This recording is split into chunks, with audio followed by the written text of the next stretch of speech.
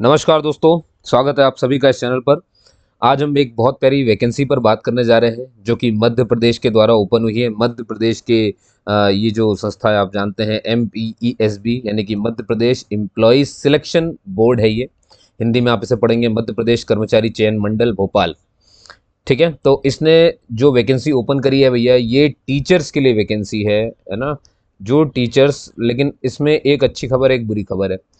अब देखिए, अच्छी खबर तो ये है कि ये प्राइमरी टीचर्स की भर्ती है। पहली बात तो मध्य प्रदेश, इसका एग्जाम का नाम सुन लें आप पहले। Madhya Pradesh primary school teacher eligibility test. फिर से रिपीट कर रहा हूँ, Madhya Pradesh primary school teacher eligibility test है ना। आप हिंदी में से ये पढ़ेंगे 2024। एग्जाम का नाम ये है, प्राथमिक शिक्षक के लिए संयुक्त पात्रता परीक्षा 2024। ठीक, ये इसका नाम हो गया। 1 अक्टूबर से ये फॉर्म खुलेगा। बिल्कुल सही बात है, मतलब मैं नोटिफिकेशन आ चुका है ना। फॉर्म 1 अक्टूबर से खुलेगा। ठीक है, और इसकी अंतिम तिथि है 10 अक्टूबर। ठीक है, 15 अक्टूबर तक आप इसे भर पाएंगे। इसके बाद क्या होगा कि जैसे मान लीजिए अगर आपने आवेदन भरा, आवेदन में कोई त्रुटि हो गई, कुछ मिस्टेक हो गई, तो उसको सुधार कब सकते हो आप? उसको आप 20 अक्टूबर से आप उसे सुधार सकते हैं, है ना। 20 अक्टूबर को सुधार सकते हैं, उसको संशोधन कर सकते हैं उसमें। अब मान लीजिए कि भाई सर परीक्षा दिनांक कब है? तो देखिए 10 नवंबर ये बोल रहे हैं, 10 नवंबर से ये प्रारंभ हो जाएगा। ठीक है ना। और परीक्षा ऐसा है कि भैया 150 आपके पास क्वेश्चन आ रहे हैं और 150 ही नंबर के आ रहे हैं।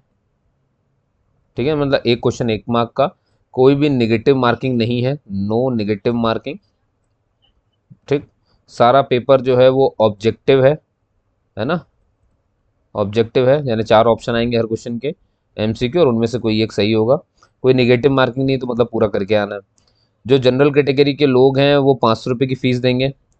ठीक है ना। और जो हमारे SC ST OBC या EWS वाले जो है ना, OBC NCL EWS, और जितने भी दिव्यांग भाई बहन हैं हमारे, ये सब के सब 250 रुपये देंगे, है ना। ये सब 250 रुपये फीस देंगे।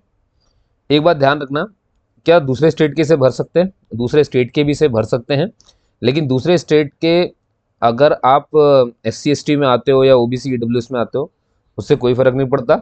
यहाँ पर आके आपको जनरल की तरह ट्रीट किया जाएगा, तो आपकी फ़ीस भी इतनी ही होगी। क्योंकि फीस में छूट ये सब जितना लिखा है यहाँ पे देखिए ज़रा, सिर्फ उनके लिए जो केवल मध्य प्रदेश के मूल निवासी हैं। अन्य राज्य के भी भर सकते हैं इसे, लेकिन वो अनारक्षित में आ जाएंगे। ठीक है ना, अनरिजर्व में आ जाएंगे, जनरल कैटेगरी में ट्रीट हो जाएंगे। क्लियर होगी बात? अब मैं आपको वो 2 खबर बता देता हूँ जो जरूरी थी। पहली है कि इसे भरने के लिए आपको जो एलिजिबिलिटी चाहिए, है ना, हालांकि मैं नीचे और बताऊंगा, इसका पेपर भी बताऊंगा कैसे क्या पढ़ना है आपको, सब मैं बताऊंगा। सिलेबस है ऐसे ही में दिया हुआ है पर सुन लीजिए, क्योंकि क्या होता है ये काफ़ी फॉर्म जो है लोग इसे PDF को नहीं पढ़ते हैं, तो मैं आपके लिए पढ़ रहा हूँ उसको ध्यान सुनिएगा। एलिजिबिलिटी ऐसी है कि देखिए, एज के मामले में तो आप न्यूनतम 21 साल होने चाहिए। ठीक है ना, 21 साल ये मिनिमम एज है। ठीक, मैक्सिमम इसमें नहीं बताई गई है। और दूसरी सबसे बड़ी बात है कि आप पढ़ाई के मामले में, है ना, एजुकेशन एलिजिबिलिटी के मामले में अगर मैं बात करूँ कि कौन कौन इसे भर सकता है, तो उसको थोड़ा ध्यान से सुनना आप। पहले तो आपके पास 12th पास होनी चाहिए आप, है ना। कुछ जगह पर इसकी एलिजिबिलिटी भी अलग अलग डिफाइन की गई, तो बहुत डिटेल में थोड़ी देर में बताऊंगा परसेंटेज वगैरह। मतलब 50% वाले भी इसे भर सकते हैं, ऐसा है। लेकिन साथ में या तो आपने DL एड किया हो, या फिर आपने BL एड किया हो तो भी भर सकते हो, या फिर आपने 12th के बाद कोई भी ग्रेजुएशन किया हो तो भी इसे भर सकते हो। ठीक है, लेकिन इसकी अब दुखद बात सुनिए ध्यान से, जो B.Ed वाले हैं वो इसे नहीं भर सकते हैं, है ना। मेरे ख्याल से बहुत लोग को पता भी रहता है, पर नहीं है तो कोई बात नहीं। B.Ed holders will not able to, not eligible to apply. ठीक है ना, वो लोग इसे नहीं भर पाएंगे। इस बात का आपको ध्यान रखना है। समझ गए आप मेरी बात? ठीक है, तो ये छोटी छोटी बात याद रखना। यही इसकी थोड़ी सी दिक्कत वाली बात है कि B.Ed क्या है, देखो प्राइमरी स्कूल है, बनी बात है, और वो तो PGT में आ जाते हैं B.Ed वाले, तो वो उसमें जाएंगे, है ना। तो ग्रेजुएशन में, अच्छा ग्रेजुएशन में भी क्या आ जाएगा, तो मैंने बताया आपको ना, BSc किया हुआ आपने, है ना, आपकी इंजीनियरिंग ये भी इसमें आ सकती है, ठीक है ये। अच्छा, अब एक डाउट कई लोग इससे पूछेंगे कि भाई सर मान लीजिए मैंने इंजीनियरिंग करी है, मैंने बीई कर लिया होगा, मैं यहीं का हूँ भोपाल का, बीई मैंने किया हुआ है ना, और ऐसा कोई बच्चा अगर पूछे कि उसके मन में आ रहा है कि आजकल लोगों ने इंजीनियरिंग के बाद बीएड कई ने करके रखा है, तो वो भर सकते हैं कि नहीं भर सकते। कई लोग ऐसे बीएससी मैथ्स के बाद उन्होंने बीएड करके रखा है, तो वो लोग क्या करें, भरे कि ना भरे। मतलब आपके दिमाग में ये आ रहा होगा ना कि क्या मैं बीएड अपना छुपा करके काम कर सकता हूँ। देखिए ये बात जो है, आप ये जो कहते हैं ना छुपाना, छुपाने से ही शुरू हो जाता है कि अब आपने चोरी चकारी की बात कर दी। इसका मतलब ये आ गया भैया कि कहीं ना कहीं अब अपन जो है धोखाधड़ी कर रहे हैं। और देखिए इसके लिए ना काफ़ी सारी सजाएं हैं। तो मैं ये अच्छा नहीं मानता और ना मैं ऐसा कोई सजेशन देने वाला हूँ, है ना, कि आपने किया है और आप उसे छुपा दें और सिर्फ ग्रेजुएशन बता करके कर दें। क्या होगा कि जब आप ऑनलाइन फॉर्म भरेंगे तो वो आपसे खुद ब खुद पूछेगा ऑनलाइन फॉर्म कि आपकी मैक्सिमम पात्रता क्या है। अब आप पर निर्भर करता है कि आप उसमें क्या बताने वाले हैं। समझ गया ना। तो फिर मैक्सिमम में तो आपको बताना पड़ेगा कि मैंने बीएड तो किया हुआ है, बीएड किया है, तो फिर बस दिक्कत है, आपका फॉर्म ही नहीं भराएगा। इसलिए देखिए जो है जैसा है उस हिसाब से ही काम करिए। बनी बात है बीएड वाला प्राइमरी टीचर। चलिए आगे आइए। अब जैसा कि मैंने आपको बताया, ये 10 नवंबर से शुरू होने वाला जो है तो ये 2 पाली में हो सकता है। पहली पाली जो है वो 7 से 8 बजे के बीच में होगी। ये रिपोर्टिंग टाइम है, सॉरी, है ना, 7 से 8 के बीच में नहीं होगी। रिपोर्टिंग टाइम आपका पहली पाली वाले का सुबह 7 से 8 के बीच में, तो इस 1 घंटे में आपको पहुंच जाना है, ठीक है ना। आपको निर्देश पढ़ने का समय मिलेगा 10 मिनट का, जो कि 8:50 से 9 बजे तक चलेगा, ये सुबह वालों के लिए। और इनका जो टाइमिंग है पेपर अप करने का, वो 9 से 11:30 होगा। मतलब सुबह 7 बजे से पहुंचो और 11:30 तक बने रहो, 2.5 घंटे पेपर देना है। फिर सेकंड पाली आ जाएगी, जिसकी सेकंड पाली होगी उसको दोपहर के 12:30 पहुंचना है। 12:30 से 1:30 के बीच में उनका रिपोर्टिंग टाइम है। और 2:20 से 2:30 तक 10 मिनट मिलेंगे उसे इंस्ट्रक्शन पढ़ने के लिए, और 2:30 से 5 बजे तक पेपर देगा, 2.5 घंटे। समझ गया। अब यहाँ से जरा बहुत ध्यान से सुनिएगा, ये तो खैर ये आप समझ गए हैं कि 2.5 घंटे पेपर चलेगा, 2 पाली में होगा। अब ये जो कुछ इंस्ट्रक्शन है इसको बहुत अच्छे सुनिए, मैं जो समझा रहा हूँ आपको। पहली बात, आपके पास आधार होना बहुत जरूरी है। दूसरा, मध्य प्रदेश के रोजगार कार्यालय में, है ना, रोजगार कार्यालय में ये काम कर लीजिए पहले ही। कार्यालय में आपका जीवित पंजीयन होना चाहिए, ठीक है। तो अगर है तो उसको रिव्यू करवा लीजिए। जीवित पंजीयन अनिवार्य है, ठीक है। मैं एक चीज़ और बताता हूँ, यहाँ पर ना फोटो लगेगी, फोटो विद डेट लगती है। डेट कौन सी, डेट ऑफ बर्थ मत डाल देना, जिस दिन खिंचवाई वो डाल देना। तो जैसे मान लो ये फोटो है ना आपकी, ये फोटो है, तो इसके नीचे यहाँ पर डेट ले, सॉरी, क्या कहते हैं इसका नाम, और डेट लिखा रहता है, ऐसे कुछ होता है यार। ठीक है, मैं दिखा दूंगा यार, इसमें है वो, है ना, कैसा दिखता है वो। ठीक है, तो और एक सेल्फ डिक्लेरेशन फॉर्म भी भरना पड़ता है इसमें। ठीक है, उसको देखते हैं थोड़ी देर में। अब यहाँ पर ये लिखा है कि भाई पहले तो आपको अपना रजिस्ट्रेशन वगैरह करा लेना है, पंजीयन वगैरह करा लेना है। ये आपको मालूम है कैसे कराते हैं, क्या होता है फॉर्म जब भरोगे आप, ठीक है ना। सबसे बढ़िया है कि एमपी ऑनलाइन चले जाना, वहीं जाकर के भर लेना। तो आपको पहले तो अपना एक आइडेंटिटी कार्ड रखना है, जिसमें फोटो साफ दिखती हो। वो आधार कार्ड हो सकता है, ड्राइविंग लाइसेंस, पैन कार्ड, पहचान, आइडेंटिटी, कुछ भी हो सकता है। लेकिन सबसे बढ़िया मैं कहूँगा आधार कार्ड हो जाए, क्योंकि आधार कार्ड इन्होंने फिर भी कहा है कि आप मान लो आपने ड्राइविंग लाइसेंस दिखाया तो भी आधार मांगेंगे ही मांगेंगे। तो आधार भैया साथ में रखो ही रखो, ये ध्यान रखना, ठीक है। एक से ज़्यादा फॉर्म नहीं भरना, ये भी इसमें साफ मना किया गया है, ठीक है। चलिए आगे चलते हैं। जो पॉइंट हाईलाइट है बस उन्हीं को ध्यान देना है। तो सभी अभ्यर्थियों का मध्य प्रदेश राज्य के रोजगार, ये देखो, जीवित पंजीयन होना अनिवार्य है। आपको काला बॉल पॉइंट पेन, ये तो खैर वहाँ परीक्षा केंद्र का मामला आगे, क्या आपको लेकर के जाना है। परीक्षा हॉल में प्रवेश हेतु मंडल की वेबसाइट से जो डाउनलोड आपने किया होगा प्रवेश पत्र यानी एडमिट कार्ड, काला बॉल पॉइंट पेन, ये 2 चीज़ें लेकर के चले जाना है। बॉल पॉइंट पेन, परीक्षा प्रारंभ होने के पश्चात परीक्षा समाप्ति तक आपको वहाँ पर रुकना पड़ेगा, ठीक है ना, ये भी इसमें कहा गया है। अब चलते जाइए, जहाँ इंपॉर्टेंट होगा वहीं रुकेंगे। पद का विवरण देखिए, प्राथमिक शिक्षक बनेंगे अगर आप पास हो गए, श्रेणी आपकी तृतीय रहेगी, ठीक है। परीक्षा केंद्र जो है वो तो आपको मालूम है। अब शैक्षणिक योग्यता की जो मैं बात कर रहा था, ध्यान से देखिएगा, यहीं पे आपको समझ में आ जाएगा। 12th में 50% हो, देखो यहाँ पे अथवा है, तो कहने का मतलब या तो ये हो या तो ये हो। देखो फिर अथवा आ जाएगा, तो या तो ये हो, फिर अथवा आ जाएगा कि या तो ये किया हो, अथवा आ जाएगा या तो ये हो, ठीक है। मैं सारे अथवा पढ़ देता हूँ, बहुत ध्यान सुनना।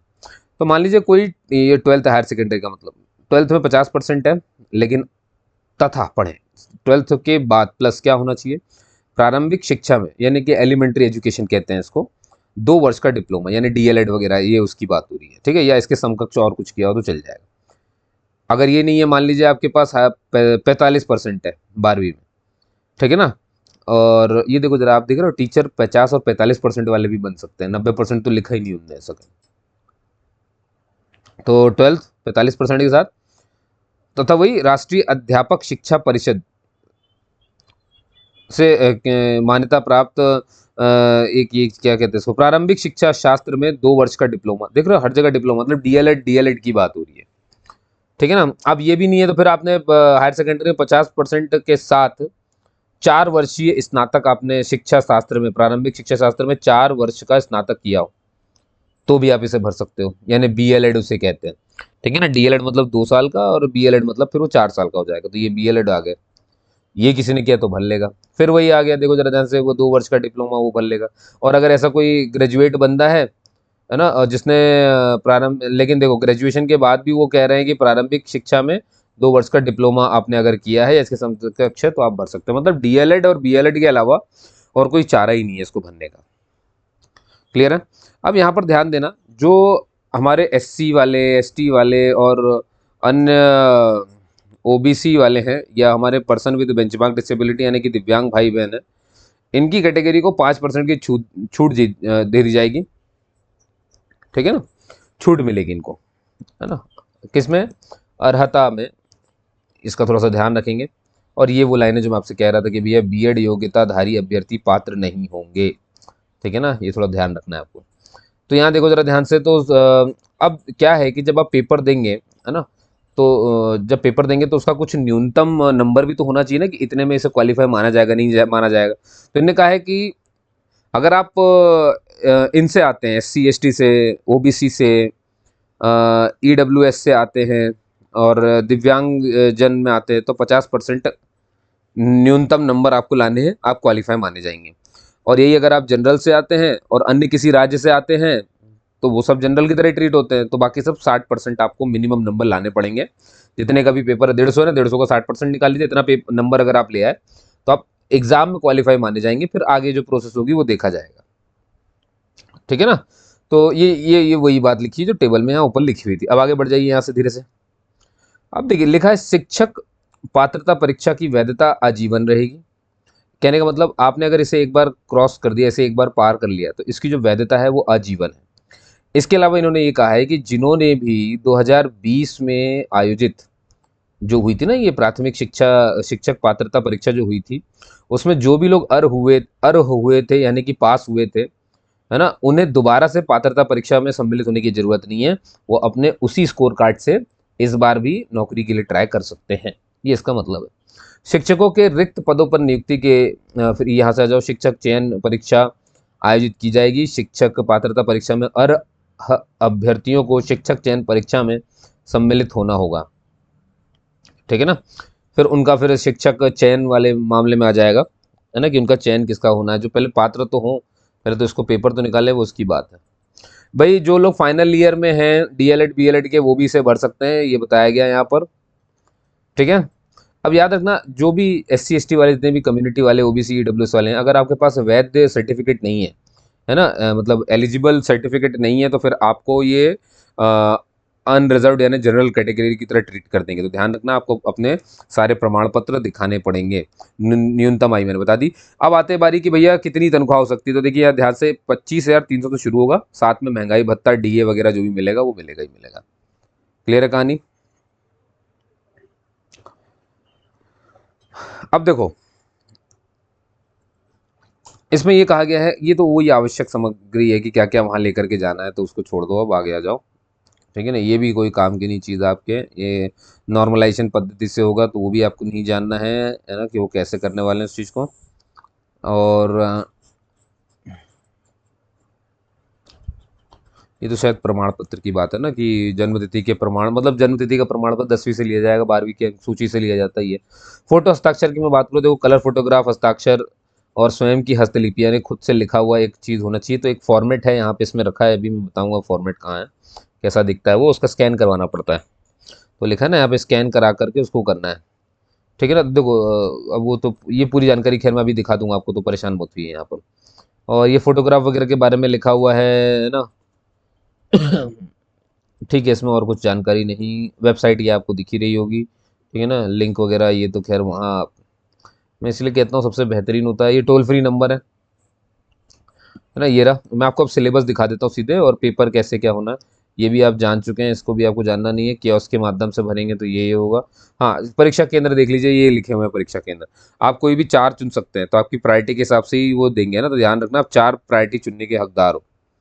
शहरों को अच्छे से चुनना, कौन सा है, कहाँ है, स्क्रीनशॉट ले करके इसका। और ऑनलाइन पासवर्ड वगैरह और ये सब संभाल के रखना, क्योंकि उसी से ही सब कुछ होना है ना। परीक्षा योजना कैसी, अब ये देखो जरा पेपर कैसा आएगा। तो मैंने ये तो बता दिया कि 2.5 घंटे का पेपर है, 150 अंक का है ना। थोड़ा सा नीचे कर देता हूँ, है ना। 2.5 घंटे का है और 150 अंक का है। एक प्रश्न का एक अंक है।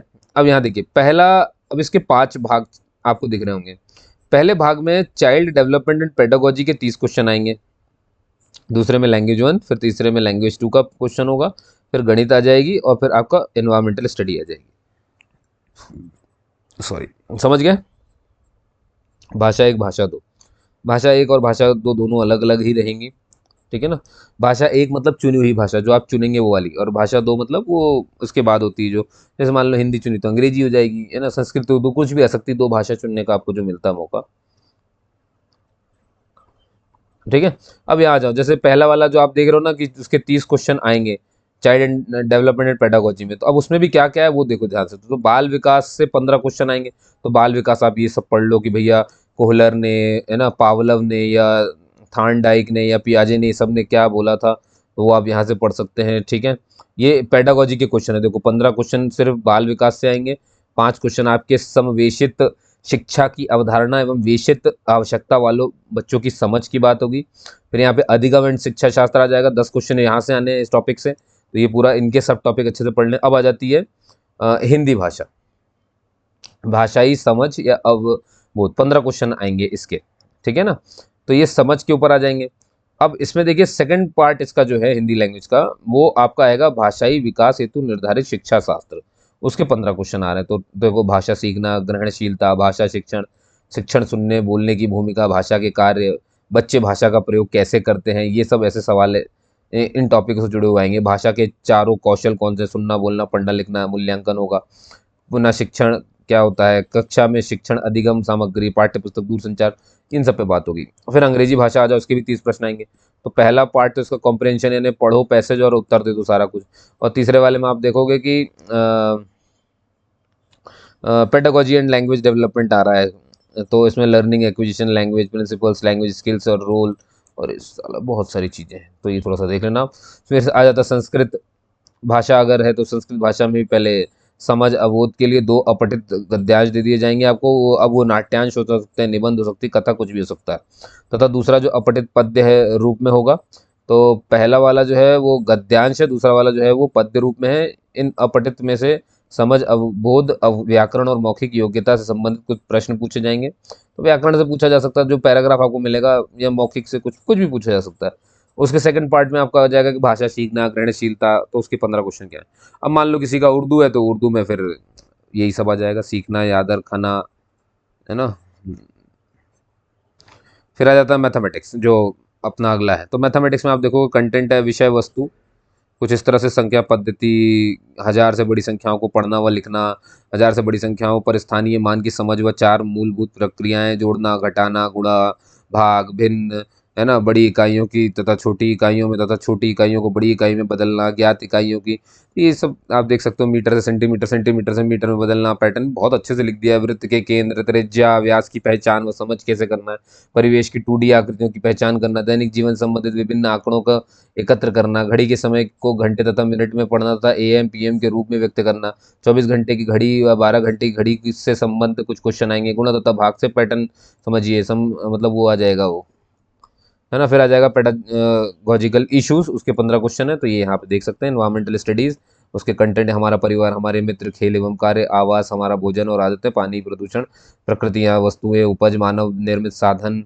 है ना, इनसे जुड़े पेडागोजिकल मुद्दे। ये हो गया खत्म, समझ गए। अब यही वो कागज इसकी मैं बात कर रहा था, ये स्कैन करना है आपको, ठीक है। यहाँ पर आपको लगानी है अपनी फोटो, ठीक है, लिखा है ना post here, paste here, sorry post here कह रहा हूँ, और यहाँ पर आपको सिग्नेचर अपना लगाना है, ठीक है ना, स्कैन करवाना है उससे। और ये यहाँ पर आपको फिर अपने रनिंग हैंड में लिखना है डिक्लेरेशन, जो कि ऊपर लिखा है। डिक्लेरेशन कहाँ लिखा हुआ है, ये लिखा है। अब चाहे आप हिंदी में लिख दें इतना पूरा यहाँ से यहाँ तक, या आप यहाँ से लेकर के यहाँ तक इंग्लिश में लिख दें, कहाँ, इस डब्बे में, ठीक है ना। चलिए ठीक है, तो भैया यहीं पर ये फॉर्म पूरा खत्म हो जाता है। उम्मीद करता हूँ आपको वीडियो समझ में आएगी। कहीं कोई डाउट रह जाए तो आप बिल्कुल कमेंट करके पूछ लें, नहीं तो इंस्टाग्राम का पेज भी है मेरा, डिस्कशन विद मनोज नाम से, वहाँ पर भी जाके आप मुझसे कमेंट करके पूछ सकते हैं, है ना, बात कर सकते हैं डायरेक्ट भी, ठीक है।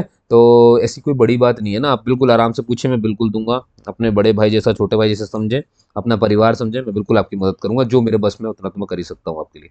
जय हिंद, जय भारत, और मिलते हैं अपन अगले वीडियो में, यानी कि सुबह। तब तक के लिए आप अपना ध्यान रखें। शुभ रात्रि।